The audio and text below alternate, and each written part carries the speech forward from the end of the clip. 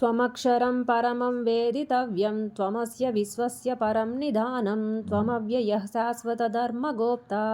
सनातनस्त्वं पुरुषो मतो मे अनादिमद्यन्तमनन्तवीर्यम् अनन्तबाहुं शशिसूर्यनेत्रं पश्यामि त्वां दीप्तहुतासवक्त्रं स्वतेजसा विश्वमिदं तपन्तम् द्यावा पृथिव्योरिदमन्तरं हि व्याप्तं त्वयैकेन दिशश्च सर्वाः दृष्ट्वाद्भुतं रूपमुग्रं तवेदं लोकत्रयं प्रव्यथितं महात्मन् अमीहि त्वां सुरसङ्गा विसन्ति केचिद्भीताः प्राञ्जलयो गृह्णन्ति स्वस्तीत्युक्त्वा महर्षिसिद्धसङ्गाः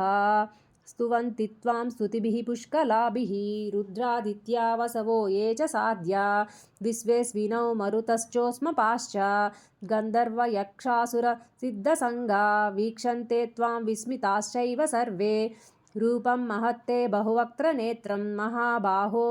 बहुबाहुरुपादं बहुधरं बहुदंष्ट्राकराळं दृष्ट्वा लोकाः प्रव्यथितास्तदाहं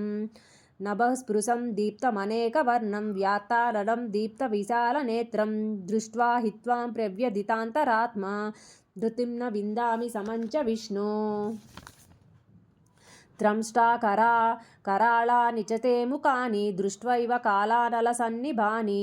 दिशो न जाने न लभे च शर्मा प्रसीद देवेश जगन्निवासा अमी च त्वां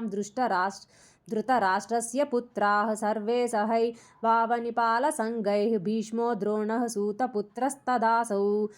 सहास्म दीयैरपि योधमुख्यैः वक्त्राणि ते त्वरमाणा विसन्ति द्रंष्ट्वा करालानि भयानकानि केचिद्वलग्ना दशरान्तरेषु सन्दृश्यन्ते चूर्णितैरुत्तमाङ्गैः यदा नदीनां बहवोऽम्बुवेगाः समुद्रमेवाभिमुखा द्रवन्ति तदा तवामि नरलोकवीरा विसन्ति वक्त्राण्यभिविज्वलन्ति यदा प्रदीप्तं ज्वलनं पतङ्गा विसन्ति नाशाय समृद्धवेगाः तदैव नाशाय विसन्ति लोकाः तवापि वक्त्राणि समुद्रवेगाः